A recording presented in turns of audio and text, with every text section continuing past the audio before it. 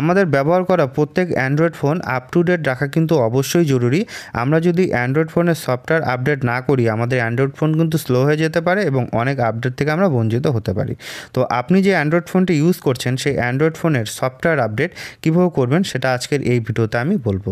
মূলত এখানে আমরা দুই ধরনের আপডেট দেখতে পাই। প্রথমত হচ্ছে আপনারা প্লে স্টোরে গিয়ে অ্যাপ আপডেট করতে পারেন, দ্বিতীয়ত আপনি যে সফটওয়্যারটা আছে অ্যান্ড্রয়েড সেই ভার্সনটিকে আপডেট করতে পারেন। তো সফটওয়্যার আপডেট করার জন্য যে প্রসেস সেটা আমি বলবোই, তার আগে অ্যাপ আপডেট যে করার প্রসেসটা সেটা একটু বলে দিই।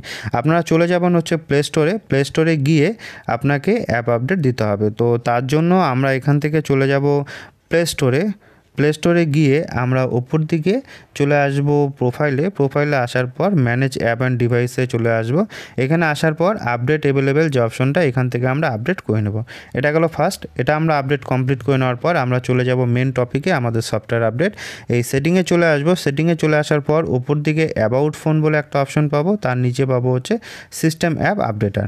তো এখান থেকে আমরা অ্যাবাউট ফোনের পাশে যদি আপডেট লেখা দেখতে পাই সেই অ্যাবাউট ফোনের আপডেট থেকে আমরা আপডেট করে দেবো। অনেক ফোনে এটা কিন্তু নিচের দিকে পাবেন এবং সফটওয়্যার আপডেট বলেও লেখা পেতে পারেন। তো যাই হোক, এখানে আমরা আপডেট লেখাটা পেয়েছি, এখান থেকে আমরা আপডেট দিয়ে দেবো। আপডেট দিলে কিন্তু ফোন কিছু ডাউনলোড করবে এবং তারপর নিজে থেকে আপডেট হবে। এবার আমি বলবো আপনারা আপডেট করার সময় অবশ্যই আপনাদের ফাইলগুলি সুরক্ষিত রাখবেন, কেননা এমনি নর্মালি তো ডিলিট হয় না ফাইল, কিন্তু কোনো ক্ষেত্রে যদি ডিলিট হয়ে যায় তাহলে সেক্ষেত্রে কিন্তু সেই ফাইলগুলো পাবেন না। তো সবচেয়ে ভালো আপনি আপনার যে ইম্পর্টেন্ট ফাইলগুলো সেটা সরিয়ে রাখবেন। তো যাই হোক, ভিডিওটা কেমন লাগলো জানাবেন এবং আপনার ফোনে যদি আপডেট না আসে আপনি আমাদের কমেন্ট করতে পারেন। আমরা বলতে পারি দেখে যে আপনাদের ফোনে আপডেট আসবে কিনা বা কবে আসবে, যদি আমাদের কাছে কোনো ইনফরমেশান থাকে। ধন্যবাদ।